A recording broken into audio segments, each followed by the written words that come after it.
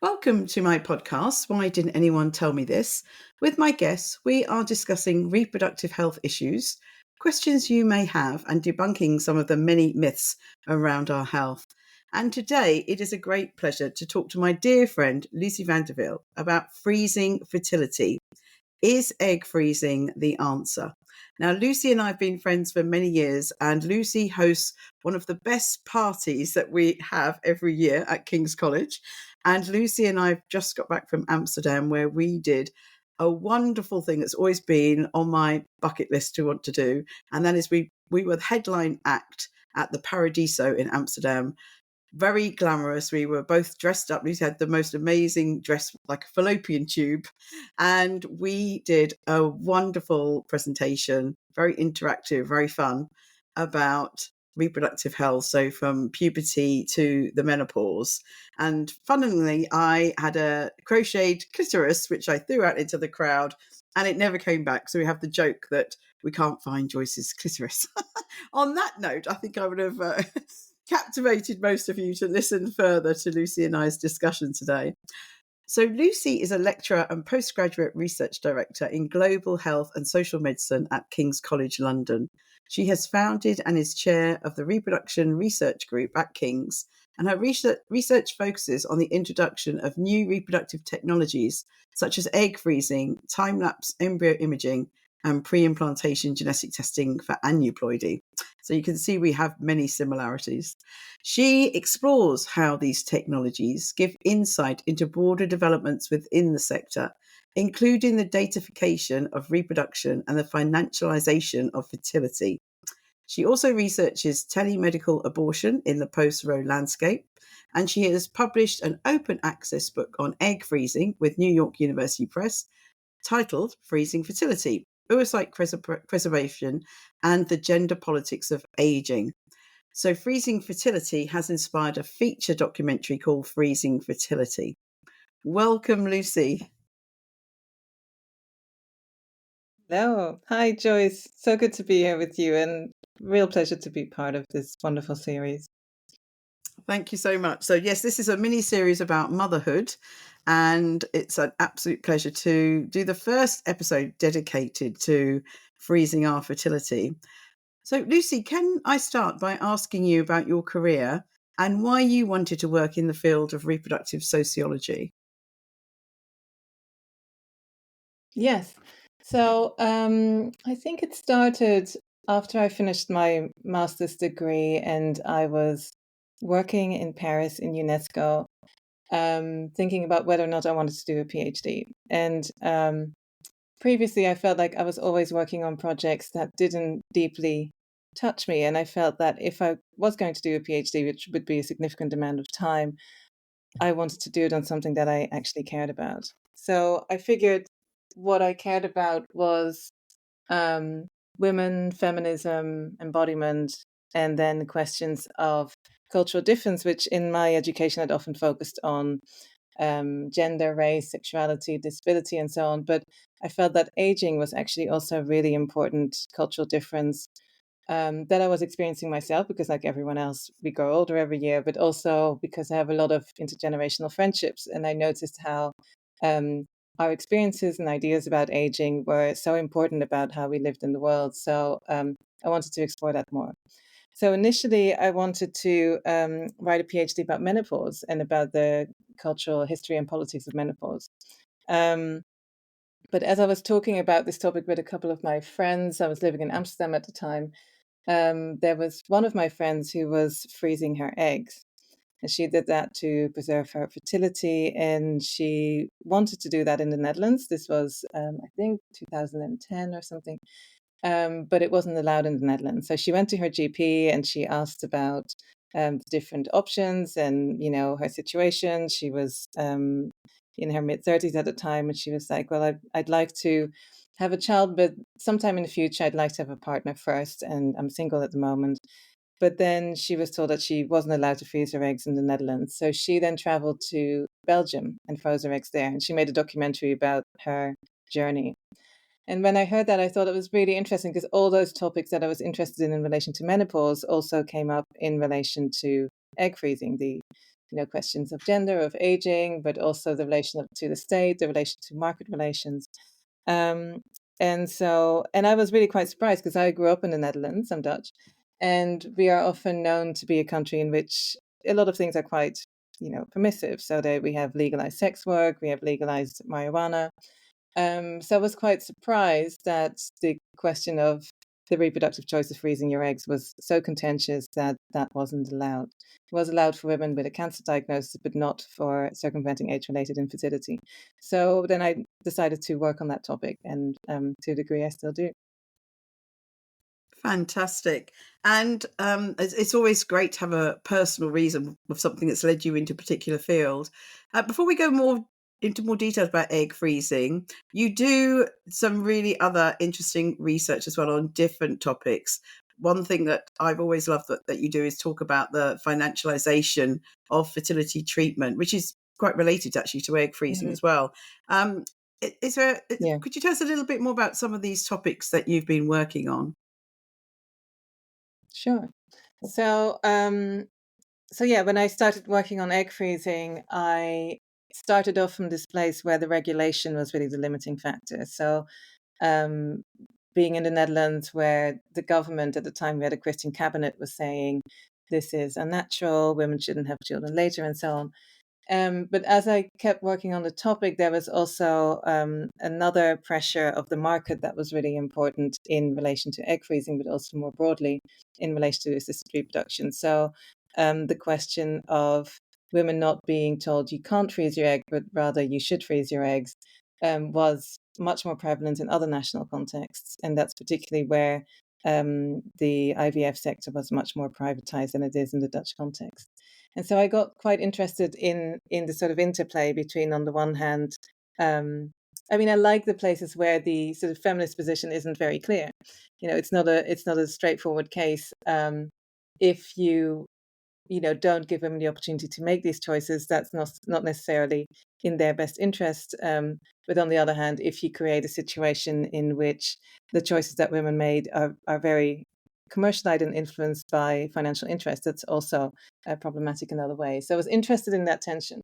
And then moving on from only egg freezing, there are many aspects of the IVF sector that are to a degree influenced by different financial motivations. And the extent to which that is the case is the subject of much discussion. And I enjoy speaking with medical people or with business people or with regulators in the field to see how they feel about this, because there's such a variety of opinions and experiences. But what I find really interesting in my work, and one of the reasons why I love doing the work that I do now, is to look at these sort of more invisible structures that are underlying the IVF sector that maybe are not immediately obvious to patients or to people interested in reproduction.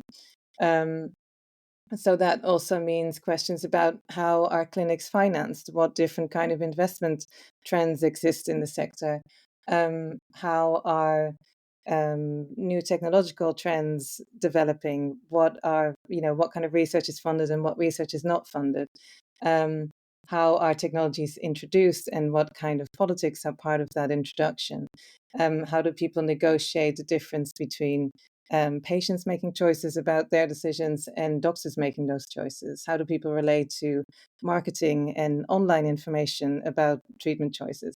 All these different aspects exist within a social as well as a market context. And I think it's really important to look at the relations of power and the relations of capital that are underlying the very intimate decisions that we make about our bodies and our reproduction. Thank you. And I'm so glad you're doing this work because we've just come back, as we said, from Amsterdam. We were at a conference there, the biggest fertility conference in the world. It's called ESHRA, and we Yeah.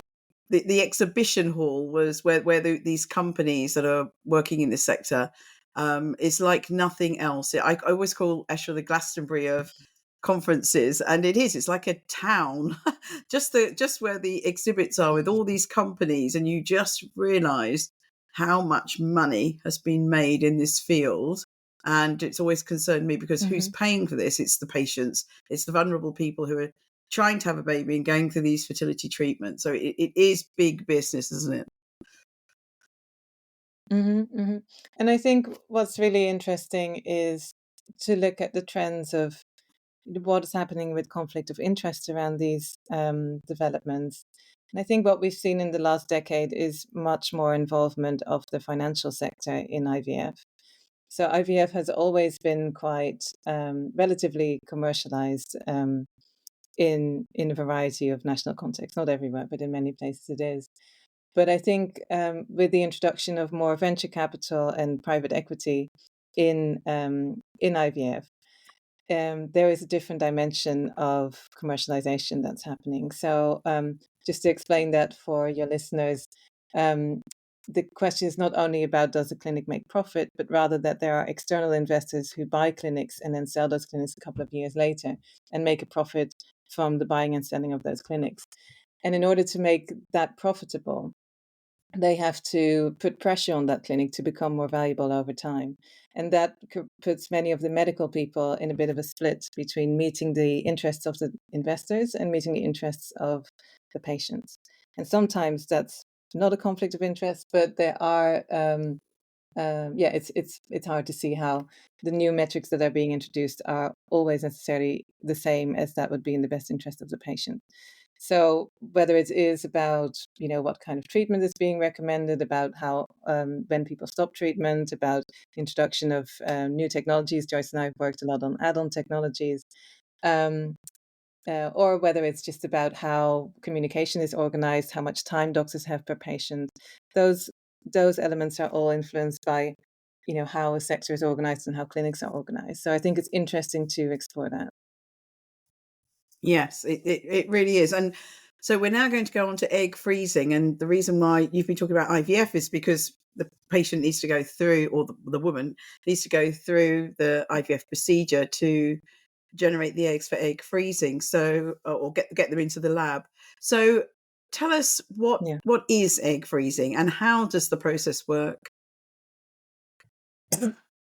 So, egg freezing is the technology in which you remove the eggs from a woman's body and then freeze the eggs in liquid nitrogen and then thaw the eggs once, the woman decides that she would like to fertilize those eggs, and then attempt to create a pregnancy and a live birth with those eggs.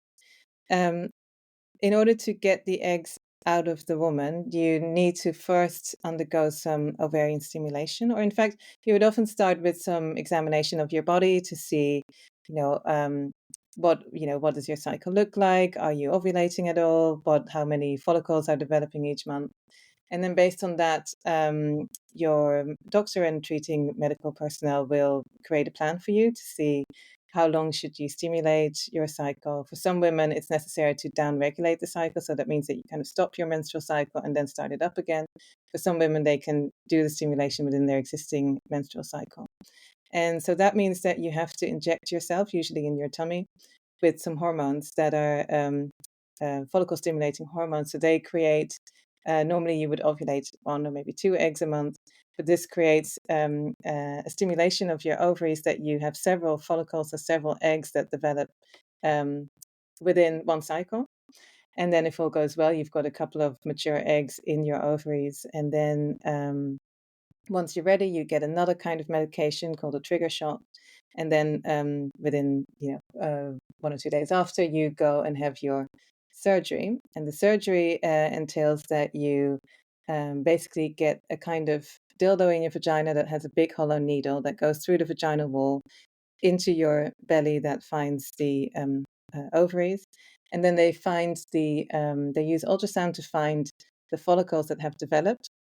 And then they suck the contents of the follicles out to get the eggs out of your ovaries. And then those eggs are treated and then frozen. So it varies a lot with different women, whether or not they respond to the hormones, how many eggs develop, how many eggs the doctors are able to extract from the ovaries. Um, then they look at the eggs. Sometimes eggs can be necrotized, sometimes eggs can be immature. But if they're mature and they look healthy, they can be frozen. And then when you thaw the eggs, usually not all the eggs survive. So there's a selection of eggs that survives the freezing. And then if you try to fertilize them, then you have to add some sperm. And then the resulting embryos, if they're fertilized, go into the incubator, and after 3 to 5 days, depending on your clinic and the protocol, they then get implanted into your womb, and that can create a pregnancy. So you've made that very clear. It's not an easy procedure to go through. It's basically Yeah. almost all of the IVF procedure that you'd go through if you were having fertility treatment. I haven't had my eggs frozen, but I have been through IVF, and sorry, it is really tough. It's a tough process to go through. Before we go into a bit more detail, can I ask you why would women want to freeze their eggs? What's the main reasons women would do this? Well, the main reason is that women who freeze their eggs are not in a situation to have children at present, but they think that they might want to have children in the future. And that can be for a variety of reasons. So it may be that women have a diagnosis or undergoing treatment that prevents them from having the possibility of having children at present. It may also be that women just don't feel ready. It's not a good time in their lives. They would like to have a partner, or they would like to have more stability in their lives, or they're just not ready for other reasons. And so egg freezing increases the chances of having a successful IVF cycle at a later point in your life, because as you age, the quality of your eggs decreases. And so if you were to do IVF at a much later age, you have a lower success rate. Um, so so it's basically an alternative to doing IVF at a later age, depending on what age you would like to conceive. Now, in reality, a lot of women don't know when they would like to have children or when those conditions occur. And a lot of women experience a sense of tension around reproductive aging. So they feel like, oh, I would like to have children, but not right now. I would like to have children, but um, I'm single, or I'm just going through a very difficult personal situation, or I'm going through a difficult um, professional situation, or I need to care for my parents, or I don't have a stable house or income, and so on. So there's a variety of reasons why people then feel like I would really like to make sure that when the time comes that I am ready, that that my body is still able to work with it. And so that's usually when people consider freezing their eggs. A lot of people consider it. A lot fewer people actually go ahead and do it. But there's a variety of women. So some women are very clear that they would like to have children, but are just not having the right circumstances. But also a lot of women don't know if they want to have children, because today there's so many opportunities for self-actualization besides motherhood that they feel like, I'm not quite sure, but I also don't want to be in a situation that I regret that I've waited too long and now it's no longer possible. So there's also a contingent of women who do it just to keep their options open, and anything in between. I was certainly in that situation. Sorry, I became single at 32. My partner wasn't ready to have kids then, and he had children much later. If egg freezing had been around, I also always wonder whether it would have been easier for me to have waited for him to be ready, but it wasn't around. And then being single at 32, again, if egg freezing had been around, I would have then frozen my eggs and taken the pressure off me to try and find a partner as quickly as I could. But obviously, biological clock ticking. Um, can you just briefly mention that there are women that are having some treatments such as chemo or radiotherapy who Mhm. also want to use egg freezing to protect their fertility? Can you just tell us a bit about their situation? Yeah. So if you get a cancer diagnosis, many of the treatments that are used for cancer also have an effect on fertility. So, for example, if you get some kinds of chemo, or if radiation happens in body parts that are related to reproduction, it can affect your chances of conception, or even render you completely infertile. And for those women who would like to have children, or to leave the options open to make that choice later in life, egg freezing can be a way of mitigating that. There's also an option of ovarian tissue cryopreservation, because egg freezing, as we just discussed, is also quite invasive, and it takes time. So for some women who get a diagnosis, they have to be treated quickly, or the use of hormones could be detrimental to to their overall health. So sometimes women then freeze their eggs, sometimes they get part of their ovaries removed, which contain immature eggs as well. So those are also options. And that also means that, a lot of people who are going through the shock of a cancer diagnosis also have to go through quite a lot of reflection on their reproductive choices, their reproductive futures, their romantic and relational and family intentions, and that adds to the very difficult situation of getting that kind of diagnosis and making treatment decisions. But it also offers opportunities that otherwise wouldn't be there. And another aspect that we can discuss more later, but that's particularly poignant in that situation, is that whenever you freeze your eggs, you also have to decide what happens with your eggs in case you don't survive. And that's another set of questions that come up around egg freezing. So it's great that the option is there, but I know from the people around me who've had a cancer diagnosis that it's also really difficult to make those choices and to weigh up your own treatment against the possibility of fertility preservation. Now, Yeah, one thing is that in many countries it's covered by insurance, but not in all countries and not in all contexts. So for some women, the additional conflict around it is financial, but in many places you do have it covered. And one other group to mention is also transgender people, so trans men who have ovaries and undergo gender-conforming treatment or go through transition can get a reduction in fertility. It doesn't mean that they necessarily become infertile. So if you are have sexual relations that could create a pregnancy and you don't want it, you still need to pay attention to that and use anything you might want to use to avoid that. But in many cases, fertility can reduce. So there is a recommendation to consider egg freezing as well in that context, which then comes with its own complications because the hormones that you take for egg freezing are quite different from the hormones you would take to transition into a more masculine presenting body. So, and often when people transition, they may be quite young. They may then already, have a lot of questions around their identity and then have to consider, would I like to have children in the future? And what's interesting about that as well is that, we often speak about egg freezing in relation to ourselves, but if you freeze your eggs, you could also have those eggs be used by maybe a future partner or other people. So, especially I think in the trans population, depending on, what partners they would want to be with, that may also be an important consideration.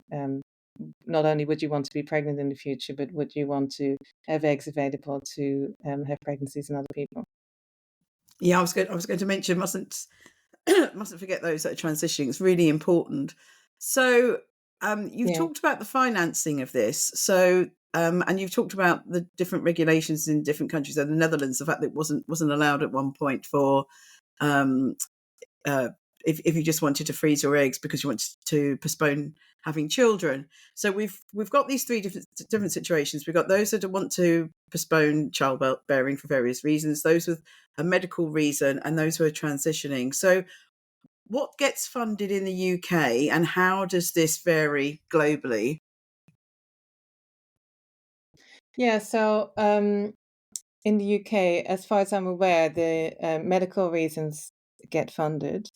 The social reasons don't get funded, so the age-related reasons. I always have a little bit of an issue with calling that only social because, of course, reproductive aging is a biological process that is not just, a social decision. But yeah, if you do it without a medical diagnosis, it's not covered.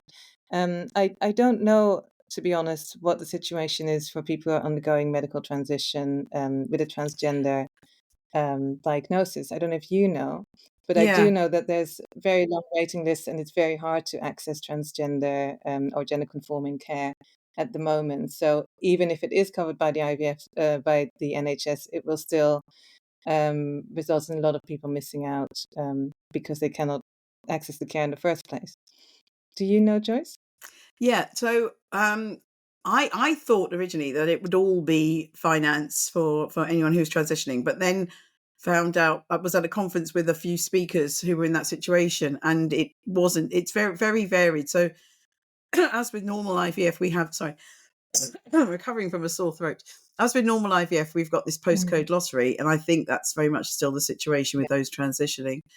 Also, some clinics will not contemplate egg freezing if anyone's already been taking testosterone, but there are other clinics who don't have that rule. And to be honest, we don't really know the effects of long-term testosterone on the potential eggs that are still in the ovary. So there are different rules at different clinics, but as you say, probably long waiting lists. And if someone's transitioning, that's not something that they really want on their agenda. So I think that in the UK, we're really just funding, for sure, those that are having such as chemo or radiotherapy.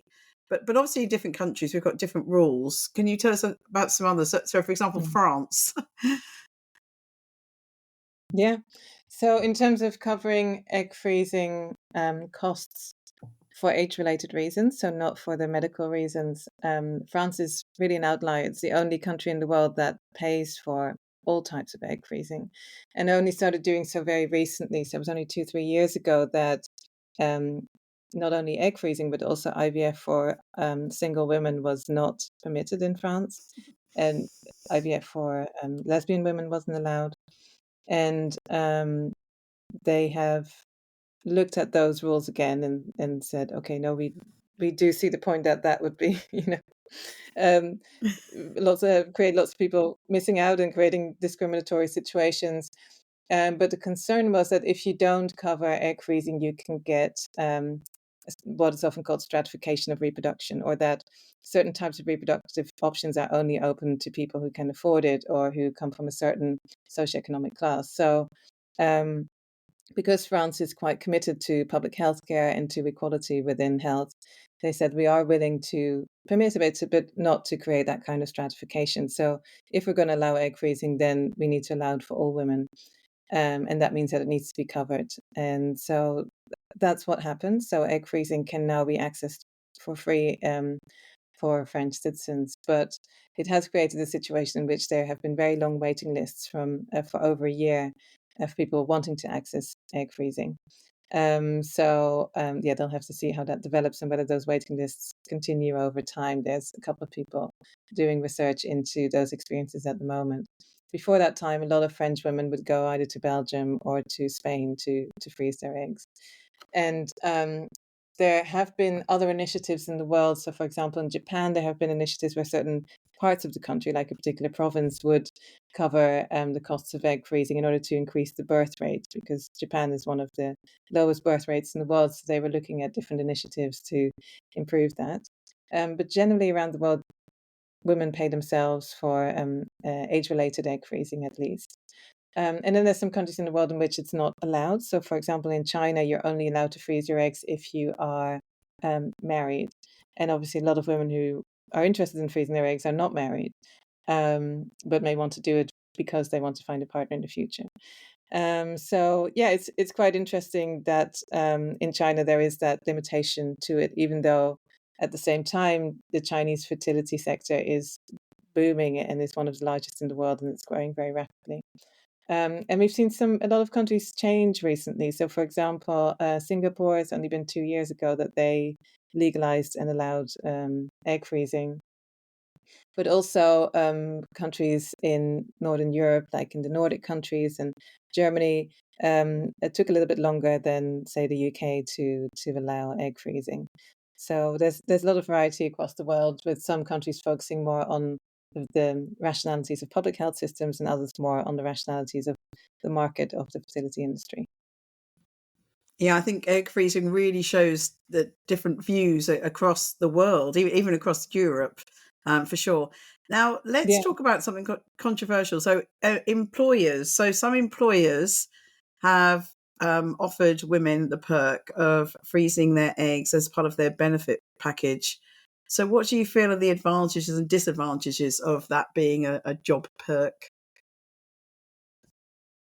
Yeah, so I think that question, I mean, it's very interesting and it's implemented in different ways across the world. But I think the advantages are for individual women who might want to freeze their eggs anyway, and now have a way of doing that without breaking the bank. It's a very expensive procedure in many places.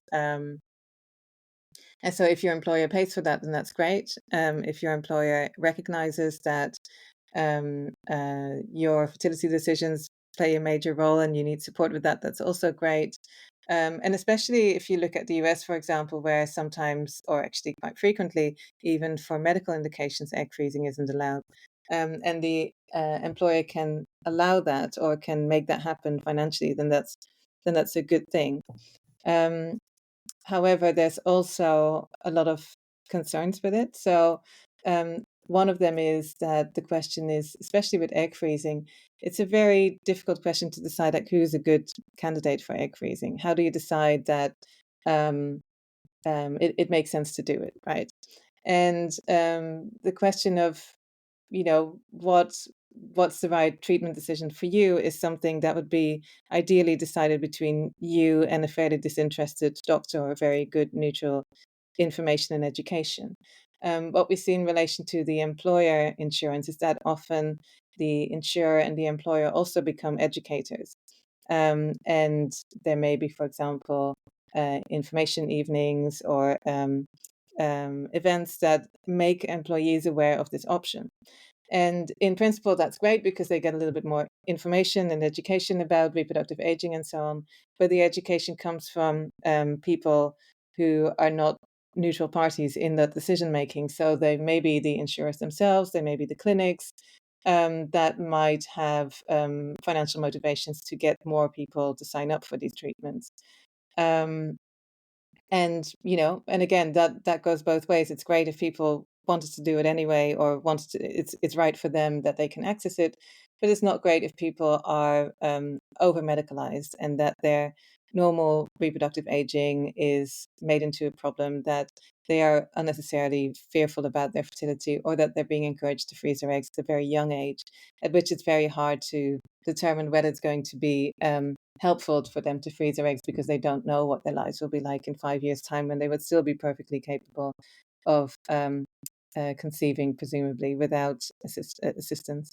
But the bigger issues really are also at a more structural level, because a lot of this is coming from the US, and the US has a healthcare system that is reliant to a large degree on employer-based health insurance.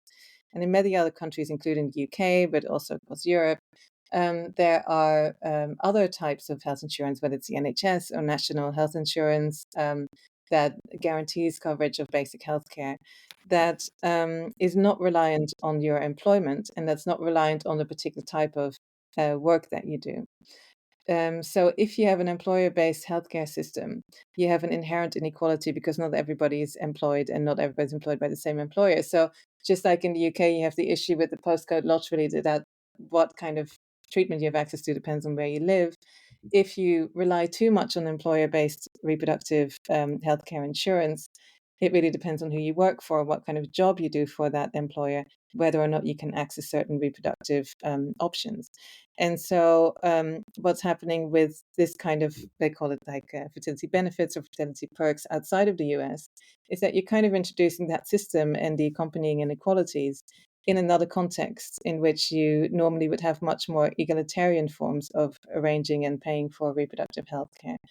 And so I think that it's sort of introducing insurance and health inequalities through the back door. And so while for individual women that would be great, structurally for women and for anyone really, that creates a model that I don't think is in line with health equity. So that would be my main concerns. And then lastly, I would say that at a more abstract level, it really shifts the power relations between the insurer, the employer, the clinic, and the employee. So as an employee, there's also a question of like, to what extent do you want to discuss your reproductive decision making with your employer? To what extent do you want that possibility to be contingent on your labor decisions about where you work or what kind of work you do? But also, if the insurers that do fertility insurance in the US have become incredibly powerful, they're listed on the stock market, they're some of the largest fertility companies now, and they have a huge influence on clinics, on what treatments is covered and what isn't covered, but they also often function as an intermediary that educates patients, that becomes the first point of contact rather than the clinic, in order to make treatment decisions, in order to manage the emotional upheaval of the treatment. So it's about more than just giving money. It's about changing the language. It's about changing the power relations. And all of those affect women quite intimately, as well as men. Yeah, so certainly, certainly a lot to take on board there. Do you know in the UK how much would one cycle of egg freezing sort of roughly cost? It does vary, I'm sure, between clinics, but on an average. On average, I think you're looking at between £3,500 to £5,000, £6,000. It depends. Sometimes there's more affordable options, but they often come with limitations. So you have to be in a certain age bracket. You have to have a certain AMH level. So the hormone levels have to be in a favorable bracket. You have to have a certain BMI. So you shouldn't be too heavy or too light to to qualify for the cheaper programs. So the cheaper programs would be around 3,500. And that's only by certain clinics. And then in other clinics, you will often be more towards 4, 5, £6,000. That's only for the treatment. So often additional costs are more testing and consultations that happen beforehand. So you often start with a antral follicle count test. So having some ultrasounds, having some hormone tests. Many of the hormone tests can be 50 to £100 each. So if you need a couple of those, you are set back a couple £100. If the scan can be a couple £100. So keep in mind that besides the egg freezing cost, the testing costs can be significant. And then after the egg freezing, you have storage costs. They're usually between £300 and £400 a year. So if you want to freeze your eggs for 10 years, for example, you can, add another 3,000-4,000 to that. And then the question, if you want to use the eggs, you have to pay for the thawing, the fertilization, the implantation. So basically the IVF cycle. And so sometimes, and for that reason, the egg freezing cycle becomes more expensive than if you were to do IVF straight away, because you basically pay for the cycles in two halves, but they each cost more than half of what you would pay if you did IVF. So it's a pricey business, and that also makes it less accessible for people who don't have that money at hand. There are lenders, but as with all lenders, lending comes with interests and with risks, and often ends up with a situation people who can afford it less having to pay more for it. But yeah, that's an option. And then the other option is egg sharing. So there's also the possibility that you donate some of your frozen eggs and that you keep some for yourself. And in that way, you either wouldn't have to pay or get a discounted cycle. So, but that does come with the complication of considering how would you feel if, you are the genetic parent of children out there with your eggs, and the added complication that maybe it won't work for you, but it might work for other people. So you might have only genetic children that you never get to meet and that aren't your children. When for many women who start egg freezing or fertility preservation, they have at least a potential interest in parenthood and becoming pregnant in the future. So those are difficult considerations. They are. So we've established it's difficult to actually physically go through. There's a lot to go through with the injections and the collecting the eggs. We've discussed the cost, but the $1 million question is, if you freeze your eggs and you then decide to use them in the future, is it a guarantee that you're going to have a baby, or what is actually the success rate from egg freezing? Yeah, and that's there's a number of studies of different clinics who present their success rates. And a lot of it depends on when you freeze your eggs. So, as with regular IVF, or even, if you try to get pregnant or conceive with penis and vagina sex or self insemination, a lot of it depends on how old you are. So, it's a bit stratified according to age. And we've seen that so far, the average age of women freezing their eggs is around 37. So, the success rates reflect that relatively older age. Um, and then there's a lot of different steps. So, as I mentioned before, an egg actually resulting in a live birth is one of the measures, but there's first the eggs have to survive the freezing and thawing. So you see in one of the most recent studies at a major and well-regarded hospital in the UK, there's about a 75 to 80% survival rate after the freezing. Then those eggs have to be fertilized, so a percentage of those get fertilized. And then those fertilized eggs have to keep on living in the incubator and develop into an embryo that looks good enough to implant. So then you lose a couple more. So we've seen in that recent study, which came out just 2 years ago, that there's about half the eggs that were frozen result in fertilization. And then they didn't include how many of the fertilization actually ended up being viable embryos, good quality embryos. But they did include that the amount of, once you get to the point that you have a good embryo, if you implant the embryo, you have about a 35 to 37% chance that that results in a live birth. So that sounds quite good, but it depends on, you have to realize that getting to the point of having an embryo that's implantable has many hurdles where you can more than half the amount of eggs you have. And so it kind of depends on how many eggs you freeze and how old you are. So, and before we talked about your situation that you might have frozen your eggs when you were 32. But even then it's hard to know, because if you do one cycle, you usually, on average, women might have about 10 eggs that they freeze. Would you then do another cycle? Would you do another three? Each one, as we talked about, the cost can be up to £5,000. So plus the freezing cost. So it's a really difficult consideration. Plus, obviously, the tax, the emotional, and the physical difficulty of going through the procedure. So it's hard to know beforehand, like, okay, how many eggs should I freeze, and when do I get to that point of this is enough? And there are certain clinics who get different advice. So there's certain clinics with payment plans where they say, we recommend that you have at least 20 eggs to guarantee a high chance of one baby. So they say you pay a certain amount, you can do as many cycles as you need to get to 20 eggs. Or there's clinics that give like a 3-cycle discount. So they say if you pay upfront for 3 cycles, then you can get them more cheaply. But yeah, at the end, it's a gamble. You don't know, because also you don't know whether the eggs are going to fertilize. These are all averages, but you might find that you have loads of eggs that fertilize, you have loads of eggs, but only 2 fertilize.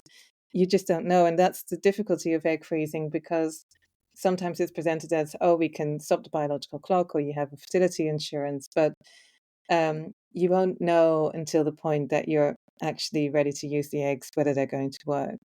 And the alternative to egg freezing that gives a little bit more certainty in that respect would be embryo freezing. But embryo freezing is, again, a lot more expensive than egg freezing, because you also have to pay for fertilization. But also, you obviously have to decide where the sperm comes from. And if that's a donor, then there's less legal risk. But if that's a partner, then the partner also has a say in whether those embryos then become available to you when you need them.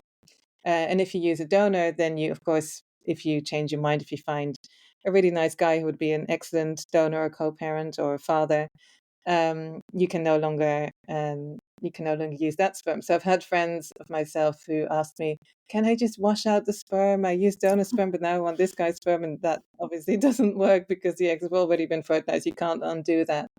So, and that makes egg freezing so interesting from a social point of view, because at each juncture, you come up with these questions. They seem like straightforward biological questions where they say, oh, you should freeze your eggs young because it's, higher quality. But it comes with these questions of, what risks do you take? How do you navigate these uncertainties? How do you feel about your relational life? What does motherhood mean to you?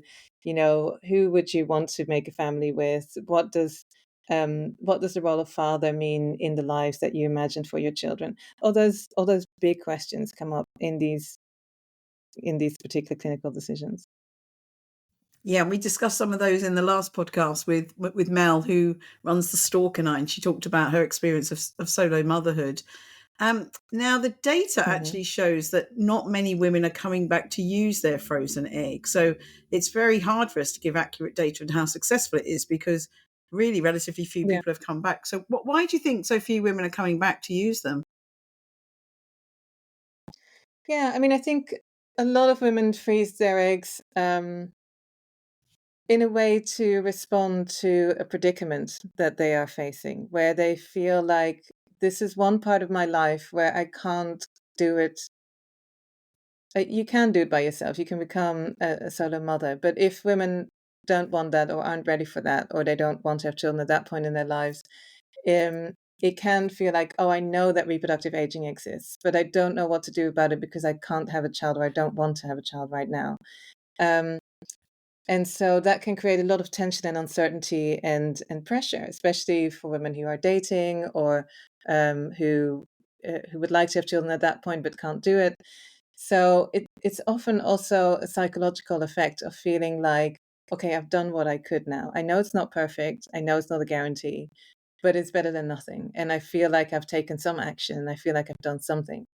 And I think that can also make egg freezing a helpful procedure, even if you don't use those eggs. That you feel like, okay, I've done what I could do in my situation, and I can make peace with that, whatever the outcome is.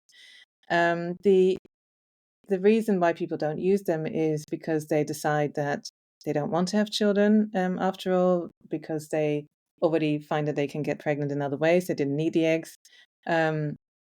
A lot of women do get pregnant at older ages.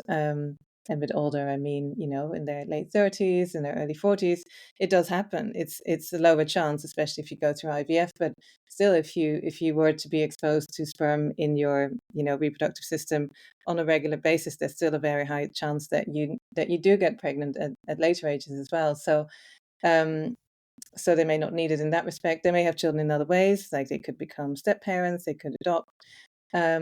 Or you might go back to the clinic and they say, well, you might have a better chance using your fresh eggs first and keeping those other eggs frozen just in case you might need them at a later age, or your AMH levels look good, your body looks good, so let's just use your eggs that you have now so that you have the others still as a backup.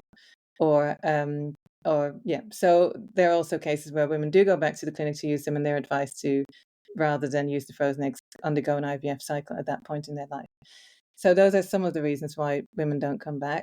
And the other reason is that it's still a relatively recent procedure. I mean, it's been going on for many years, but it's only become more popular quite recently. So I think there's a lot of women who are waiting to get to the point where they're ready to have children, and it just hasn't arrived yet. So we might see that in the future, those percentages will come up.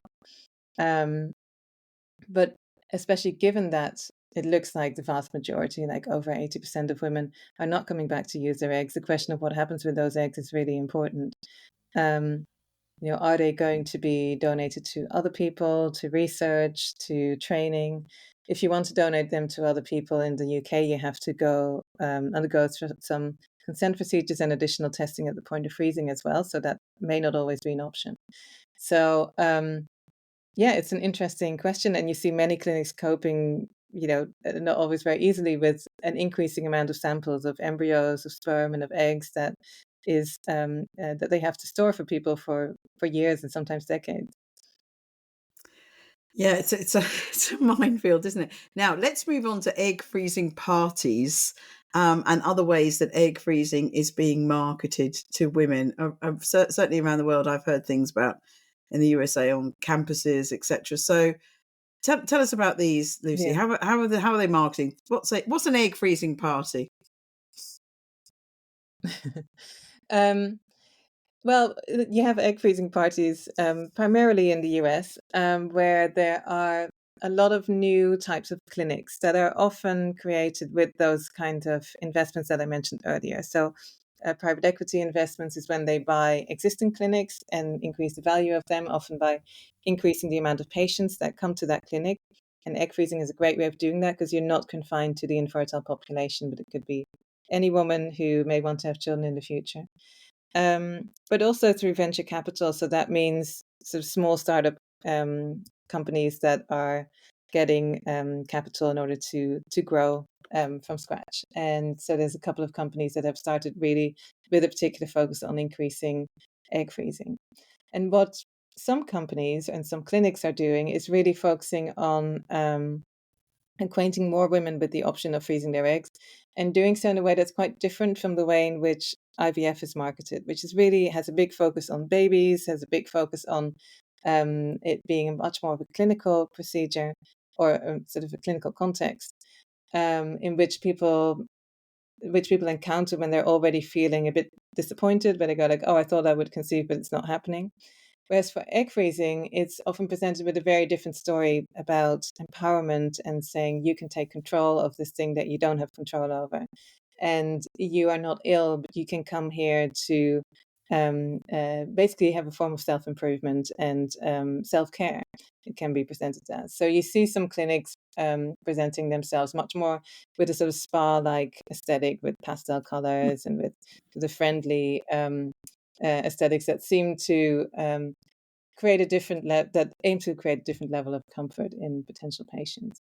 Um, with the aim of reaching out, there's a lot of digital marketing. So there's a lot of use of social media. There's a lot of online content around educating slash marketing this option to women. But also there's particularly because the large majority of women freezing their eggs are in their late 30s. They're often women who have a high income, so they can afford this. They're often women who are in urban contexts. So you see those parties often happening in quite corporate contexts in which the sort of the women that they see could be potential patients are encouraged to come after work to get some free cocktails. There's often some alcohol involved, and then listen to a story in which, basic marketing techniques in which you create a problem and then offer a solution. Of course, the problem is not entirely pre-created, but there are ways of framing biological information in a way that makes the idea of egg freezing a logical solution. And that's also particularly in the context of fertility insurance through employers, that the employers can create, well, whether they're parties or information sessions, that overlaps a little bit. And then there's also some companies that create, for example, marketing by offering free fertility testing.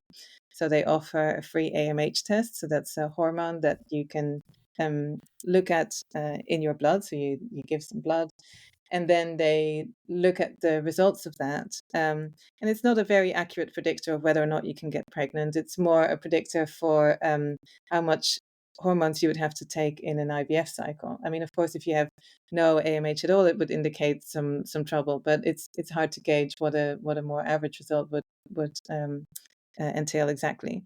But with the AMH, it can be framed as an indication for egg freezing. So if it's high, the suggestion is, now you have to take advantage of the fact that it's so high, you're at your peak.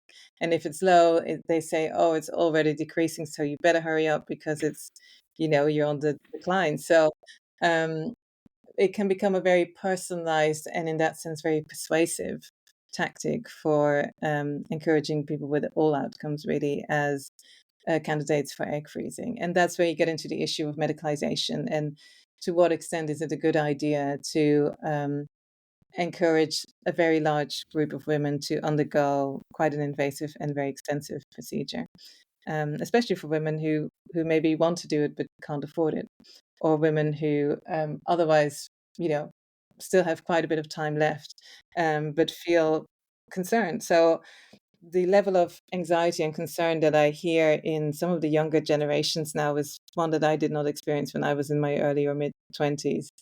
Um, and also that's linked to, some of my students having told me that they, at their career fairs in their universities, have seen advertisements for egg freezing if they chose a certain career path, like if they want to be a doctor or a lawyer or so on, that they should consider freezing their eggs. And yeah, I think that sort of whole scale expansion of, invasive assisted reproduction for many people is something that we can question, especially if the motivation seems to be also financial.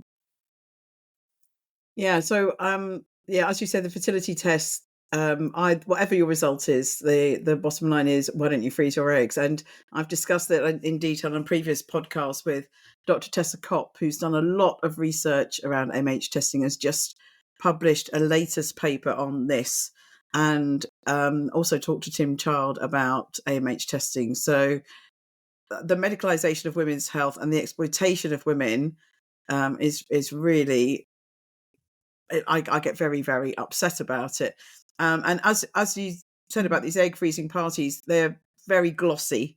I don't think they'll be telling women in the narrative that we've talked about today about the problems of actually going through the procedure, the low success rate, and the cost of egg freezing, which is something that I don't think they'll be emphasising at all. Now, I've heard you talk before about some stories of individuals who have undergone egg freezing that were quite controversial. Would you like to share one or two of those? What kind of controversy are you referring to? Well, for example, I think the one you used at Paradiso was the a mother whose daughter is dying or who dies, Oh, yes, and interesting. yeah. Yeah. Okay, yeah. No, I was thinking about women I know. So yeah, I mean, just more generally, the women I do know some people who've frozen their eggs and have had children, and they're happy with their children. And I know some people who froze their eggs and then find out that it didn't work, um, and it can feel like a second loss of fertility when you feel like, okay, I know that probably won't work anymore with my body, but at least I have my eggs. And then if it turns out that those eggs then don't work, then it can be a second moment of disappointment and of wasted investment and time. But also, what you're referring to is also that there are very new ways of reproducing across time that become possible when basically our eggs stop aging. And as I mentioned before, in relation to cancer, reality is that not everybody survives a cancer treatment or a cancer diagnosis. And for the young women who freeze their eggs with the hope of obviously surviving the treatment and living a healthy, happy, long, cancer-free life afterwards, um, it's not always the case, sadly. So there was one story that has been in the news a couple of years ago where there was a young woman who had bowel cancer, who was 23 years old when she got diagnosed and decided to freeze her eggs. And she had a couple of eggs frozen, and her treatment and her illness continued another 5 years, and she passed away when she was 28. And she really held on to having those eggs, and the eggs really represented for her, as far as we know from the court documents, something really important. The idea of a futurity of what she would consider to be her children, her potential children, a futurity for her parents to become grandparents. And I imagine also a future after she would heal from this predicament that she was in her and from her cancer. And so when it transpired that she wasn't going to survive and that she wasn't able to become a mother with those eggs, she asked her mother if she would want to carry the embryos made out of those eggs, and in that sense give birth to her own grandchildren. And in that sense, she could keep on living or um, continue a future for the imagined children that were important to her in this process. And it turned out that after she passed away, she hadn't signed the correct consent forms. So this became a court case in which the HFEA wouldn't give permission for the eggs to be released to the parents to try and fertilize them with donor sperm and create a pregnancy. And then the parents appealed, and eventually they won. And but they, yeah, but the outcome of that is not public. It's not been made public. So the parents have decided to keep private what happened after that. But regardless of that particular case, it really shows a much more structural question of if you have a cancer diagnosis, which is in and of itself a confrontation with mortality. The question of what you want to do with those eggs, how you relate to your partner, your parents, your friends, the possibility of them doing something with your eggs, and the futurity of parenthood is really structural. And also, if you don't have a cancer diagnosis, even if you raise your eggs without that, you have to make those decisions as well. And in a more sort of a sci-fi context, the possibility of egg freezing, can really pull generations apart. So normally, the limit of our reproductive lifespan say up to 40, mid 40 or something, puts a limit on how far parent and children can be apart in age. But at least genetically, you could now really extend that much further, skipping generations, going into a future in which in which your biological mother was no longer alive when you were conceived, or having these eggs go into the far future that we can no longer reach at the moment. In the UK, we had a limit of 10 years for egg freezing. And that's now fortunately been lifted because that didn't really make sense for people freezing their eggs at a relatively young age. But yeah, it's going to be interesting to see with women not picking up their eggs and sometimes, opting to store quite late on in life. What's going to happen with all these eggs in decades to come? While we're talking about the future, where do you see the future of egg freezing? Is this something that we're still going to do in 10, 20 years, or will there be other procedures that will take over? Yeah. So, I mean, egg freezing is, as we've discussed, not ideal. So it's expensive, it's quite invasive, the success rates aren't super great.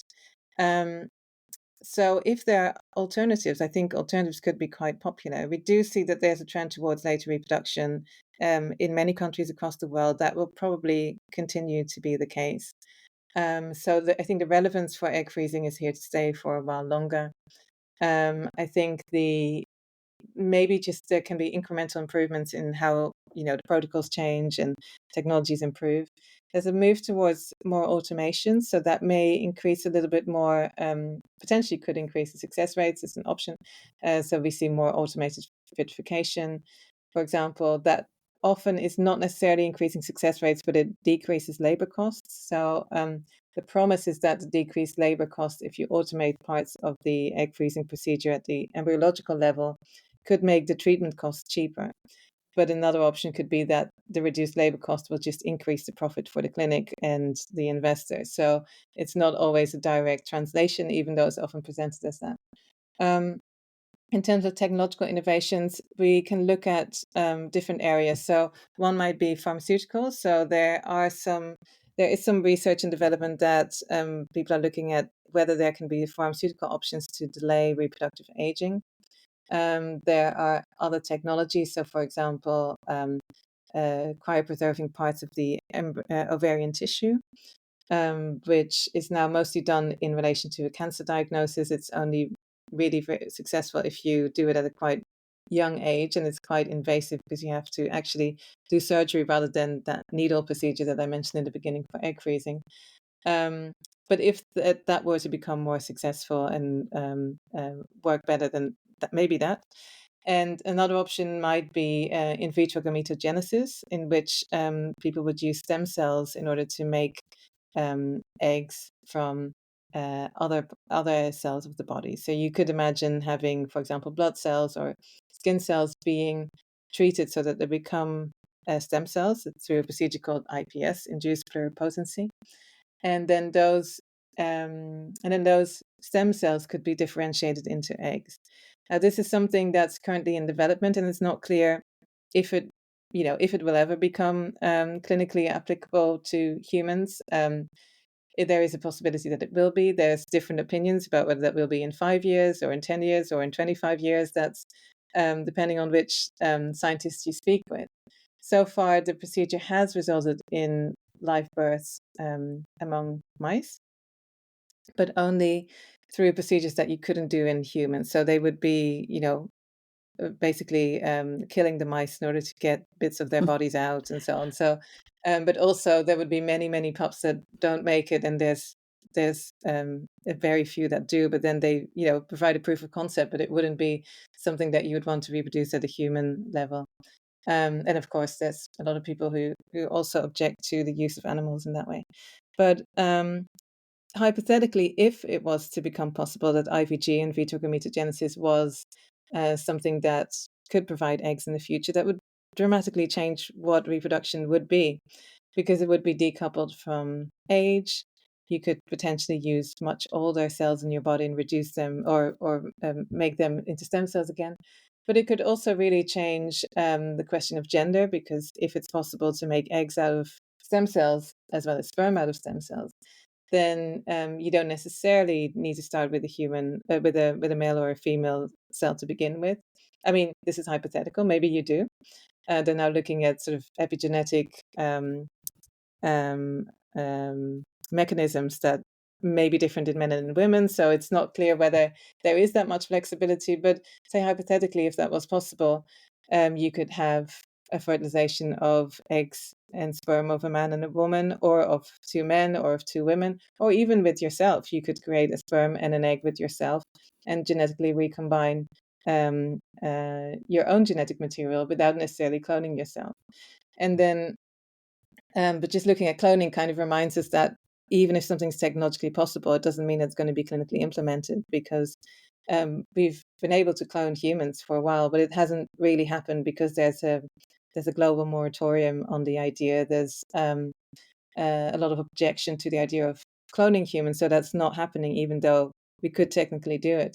Similarly, it's possible to genetically modify embryos, but that's also not being done. I mean, the twins have been born in China, but there's a huge controversy, and it doesn't really, it's not something that has been globally accepted as an acceptable technology. And I think IVG would be far more radically different from reproduction than either cloning or germline modification. So even if, say, it was possible in 10, 15 years, it really depends, just as we see with egg freezing, how different countries or even globally we think about what what's ethically acceptable, and how do we want to reproduce. And then one last thing about that is also that at the moment human reproduction is quite limited, and that's a good thing, because we don't want people to have like 30, 40 children that they can't take care of. But if you could make embryos at scale with these technologies, and say you could use cells to make 10,000 embryos, that would totally change the meaning of an embryo. If you could then, say, genetically screen all those embryos, it would totally change how you select for what kind of pregnancies you would create in people. And that all comes with all those inequalities, but also new types of responsibilities and agency related to that. We'll have to see whether it's going to happen or not. At the moment, it's not in as far as I know, in within reach to have both the technological and the societal and the regulatory and the commercial dimensions in place. That would be something that people would be like, oh, I'll just wait a couple of years and do that instead. There's a lot of hurdles before that would be implemented, if at all.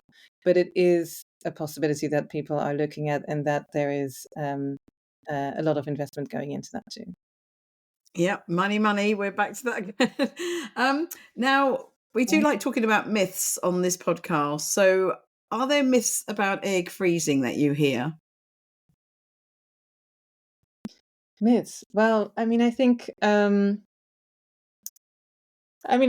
myths might be a little bit those marketing slogans like you can stop the biological clock, you can reverse your reproductive age with it. That is not the case. You have limited success rates. You basically buy a chance that you otherwise wouldn't have. But that's not ideal, and that you're likely to never end up using. Um, so it's not an insurance. But I think we've made that clear, and I think a lot of women are becoming more aware of that at the moment. I think there are some cultural myths that play a role in that become expressed in relation to egg freezing. So if you look at the Chinese context, for example, I had a PhD student at Cambridge who worked on egg freezing in China, and her name is Jianchan Shen, and she found that a lot of doctors had concerns with doing egg freezing with unmarried women because they were worried about their virginity. So the idea of virginity, I think, is a myth that we need to call out. That using reproductive technologies would entail the loss of virginity, but the very concept of virginity as anything other than a patriarchal construct that is predicated on the control of women in their sexuality and their reproductive capacity is something to be called out as a myth, that we all have to be careful about the way in which we speak about it and the way in which we understand their sexuality in relation to it. So I think those are the myths that we can see in relation to egg freezing. I mean, I think we've covered the myth of it being an insurance or a stop of the biological clock. Thank you, Lucy. Yeah, I totally agree. So if you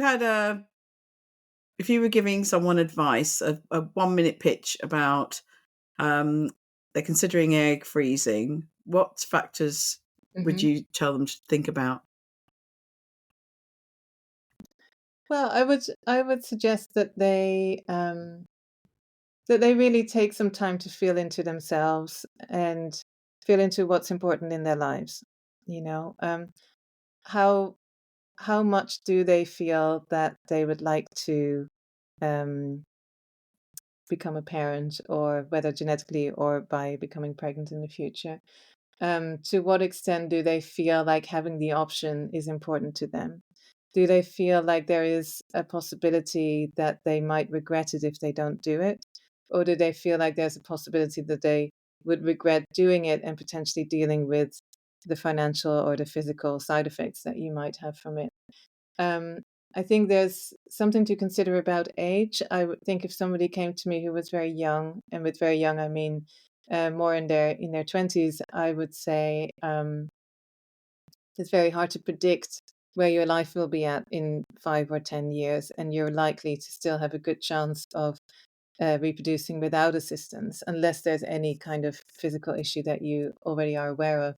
So if you do it really early on, you might end up paying a lot of money in storage fees, and you might find that you would have children at 28, 30, 32 anyway. So you've gone through that for nothing, and you've sort of over medicalized yourself.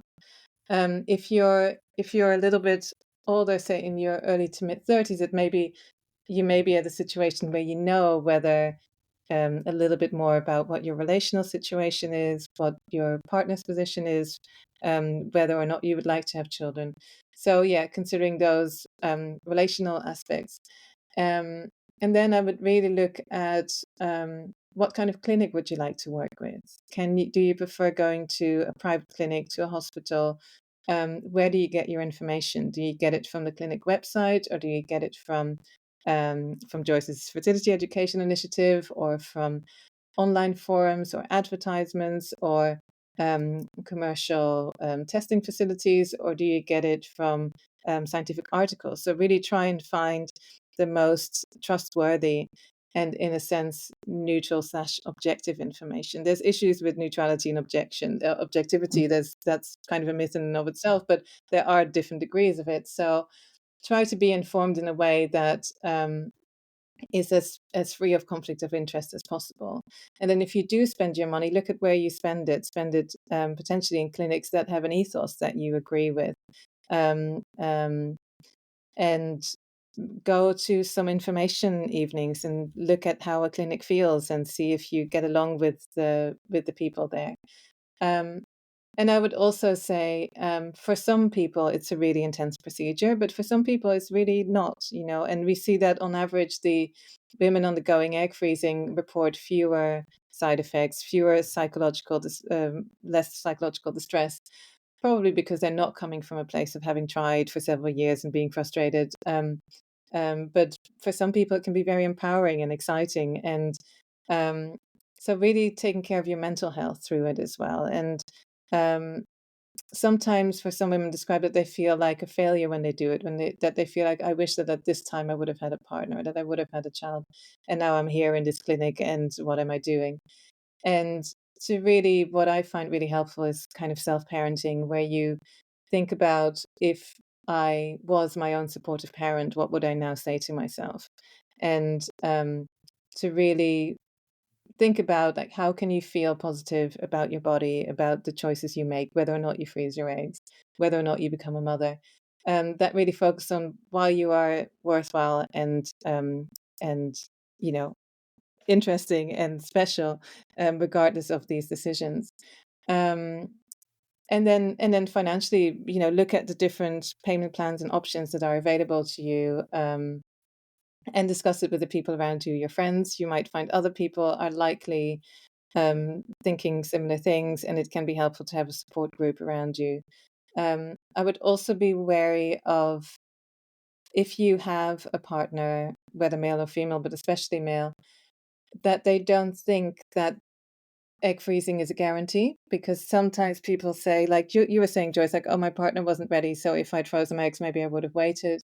And that's perfectly fine if you want to wait as well. But if you're kind of ready and your partner isn't, and then the issue is shelved because you've frozen your eggs, make them really aware of the fact that it is possible that the eggs don't work. In fact, it's likely that the eggs won't work. So it's not something that kind of takes the issue of that off the table. And it would be a shame if you made the decisions on the basis of a premise that isn't correct. So that would be my advice, and try to do what you can to counteract the anxiety that is part of this discourse inherently, and try to feel excited and loving about your body, whatever the outcome. That's amazing. Thank you, Lucy. That's really fantastic. Right, we've had enough of egg freezing. We're just going to finish with the final questions that I ask all my guests. So this is, I'm very obsessed with happiness. What makes you happy, Lucy, and where is your happy place? Gosh, well, what makes me happy is love. I love the love that I share with my partners, with my lovers, with my friends, with my family. But also in big groups at, like you, I love festivals and demonstrations and big marches and people in general.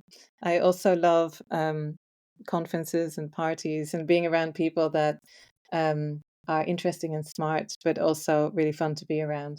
But yeah, so me, I'm a very people focused person. I love being around people, and I love um, the closeness and intimacy of knowing people well, of trusting people well, and of really opening your heart to connection. Beautiful, fantastic. And the very last question, what advice would you give your younger self? I think I wouldn't give my younger self any advice. I feel like my younger self has made all the decisions I would have made, and I feel like I have compassion and respect for those decisions at as they were taken at the time. And so I wouldn't I wouldn't give any particular advice to do things differently. If I had a chance of connecting with my younger self, I would just send her love. I love it. That's the first time anyone's ever said that they wouldn't give themselves any advice. And I love that. I love it, Lucy. Absolutely fantastic. Lucy, thank you. That has been such a comprehensive discussion about egg freezing. So I think if any woman's thinking of it, or if anyone's just curious, I think we've had a really great discussion and have got some Mhm. really, I think we covered all the important information about egg freezing. So, Lucy, thank you very much. It's been really a wonderful podcast. Thank you. Thank you, Joyce. It was a pleasure. And yeah, hope to see you soon again. So, bye. Bye.